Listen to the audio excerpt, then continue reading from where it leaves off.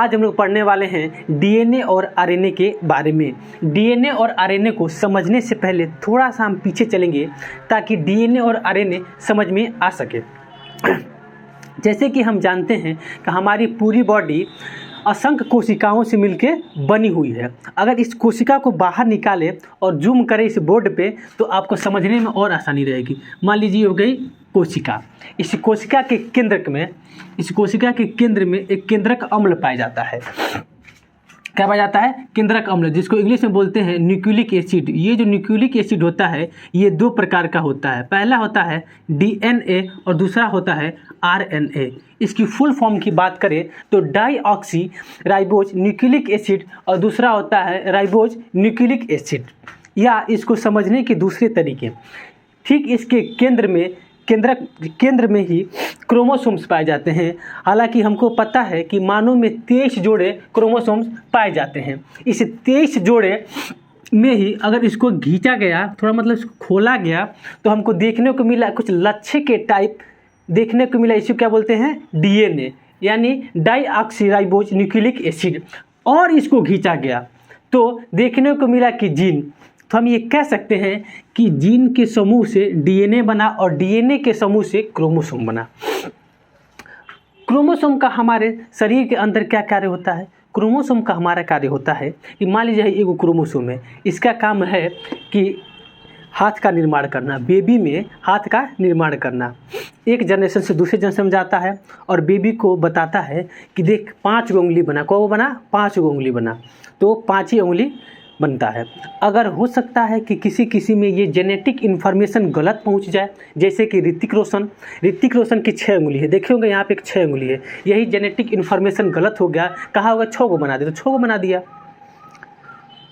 ऐसे ही करते करते 23 में कुछ ना कुछ इन्फॉर्मेशन भरा रहता है और इन्फॉर्मेशन रहता किस में है? तो डीएनए में है। आपको जान के तजुब होगा कि 1 ग्राम डीएनए में 1713 बाइट डाटा रखा जा सकता है। अगर 2 ग्राम डीएनए हमको मिल जाए तो पूरी दुनिया की डाटा रखी जा सकती है। इतना इसकी स्टोरेज क्षमता होती है। अच्छा, क्रोमोसोम की खोज किसने किया था? तो वाल्डेयर ने किया था। डीएनए के समूह से क्या बनता है? क्रोमोसोम बनता है। अब पढ़ लेते हैं डीएनए के बारे में। डीएनए के बाहरी हिस्से को हम क्या कहते हैं? न्यूक्लियोटाइड कहते हैं। क्या कहते हैं? न्यूक्लियोटाइड। यानी न्यूक्लियोटाइड बहुत सारे होंगे तभी तो डीएनए बना होगा। तो इस न्यूक्लियोटाइड के बारे में समझ लेते हैं। जो न्यूक्लियोटाइड होता है, अर्थात डीएनए भी इसको बोल सकते हैं। डीएनए को सबसे पहली बार कार्लसबर्ग ने देखा था, लेकिन उन पर कोई ध्यान नहीं दिया। कुछ समय के बाद वाटसन एंड क्रिक नामक वैज्ञानिक ने कहा कि डीएनए डबल स्टैंडर्ड होती है, डबल स्टैंडर्ड की संरचना होती है। तो आपसे इसमें 2 प्रश्न बन गए। पहले पूछेगा डीएनए की खोज यानी अवलोकन, तो कार्लसबर्ग, और डबल स्टैंडर्ड की संरचना किसने दिया? तो वाटसन एंड क्रिक ने। ठीक है, डीएनए की संरचना के बारे में समझ लेते हैं। तो डीएनए न्यूक्लियोसाइड और फॉस्फेट से मिलकर बना होता है। ठीक है, और थोड़ा डीप जाएंगे तो न्यूक्लियोसाइड को 2 भागों में बांटते हैं। पहला डाईऑक्सी राइबोज सुकर और दूसरा होता है नाइट्रोजन। नाइट्रोजन क्या होता है? नाइट्रोजन बेस होता है। जो एसिड बेस जो हम लोग पढ़ते हैं, अम्लीय और क्षार, उसी में क्या होता है? ये क्षार होता है। आपसे दूसरा प्रश्न यहाँ बन सकता है कि डीएनए में कौन सा तत्व पाया जाता है? तो आपका आंसर होगा फॉस्फेट। फॉस्फेट क्या है? इसमें तत्व है। ठीक है, अब नाइट्रोजन बेस के अंदर 2 भाग होते हैं। ठीक है, इसको भी 2 भागों में बांटते हैं। पहला होता है प्यूरिन और दूसरा होता है पाइरिडमीन। प्यूरिन के 2 कंपोनेंट होते हैं। पहला होता है एडमीन, दूसरा होता है ग्वानिन।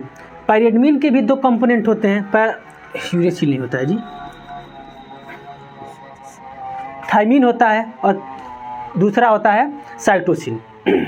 साइटोसिन ये जो होते हैं, ये एडमीन और थाइमिन जुड़े होते हैं डबल बॉन्ड से, हाइड्रोजन के डबल बॉन्ड से जुड़े होते हैं। और ग्वानिन साइटोसिन हाइड्रोजन के ट्रिपल बॉन्ड से जुड़े होते हैं।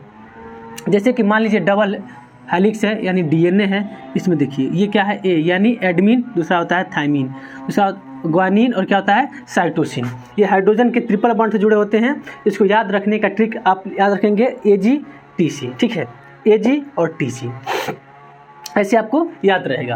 अब बात कर लेते हैं आरएनए के बारे में। आरएनए को देखते हैं तो आरएनए की संरचना कुछ ऐसे, यहाँ मिटा के आरएनए बना लेते हैं। क्या हो गया यहाँ पे आरएनए। आरएनए में भी सेम सब कुछ यही रहता है, ठीक है।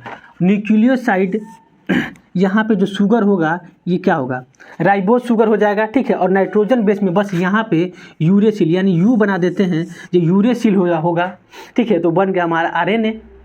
तो हमको ये बात तो समझ में आ गई कि अगर हमको डीएनए मिल जाए तो आरएनए बना सकते हैं, अगर आरएनए मिल जाए तो डीएनए बना सकते हैं। आरएनए में जो शुगर होता है राइबोज शुगर होता है, लेकिन डीएनए में शुगर डाइऑक्सीराइबोज शुगर। लेकिन अगर इसमें भी कंपोनेंट में थाइमिन रहेगा तो डीएनए और यूरेसिल रहेगा तो आरएनए। बेस में देखिए यूरेसिल यानी यहाँ पे क्या होगा यूरेसिल होगा। इसकी संरचना जो होती है एकल कुंडली होती है, ठीक है, बस सिंगल हेलिक्स होता है।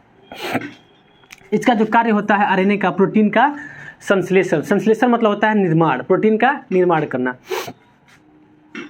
जैसे कि हम जानते हैं कि हमारे शरीर के अंदर 20 एमिनो एसिड मिल के एक प्रोटीन का निर्माण करते हैं। 20 एमिनो एसिड मिल के एक प्रोटीन का निर्माण करते हैं। और हमारे शरीर के अंदर 10 एमिनो एसिड ऑलरेडी रहते हैं, लेकिन 10 एमिनो एसिड हमारे भोजन से प्राप्त होते हैं। जैसे हम कोई प्रोटीन वाला चीज़ खाते हैं उसको पाचन होकर अंतिम में एमिनो एसिड में बदले थे हम जब डाइजेस्टिव सिस्टम पढ़ रहे थे। तो उसका निर्माण कौन करता है, तो आरएनए करता है।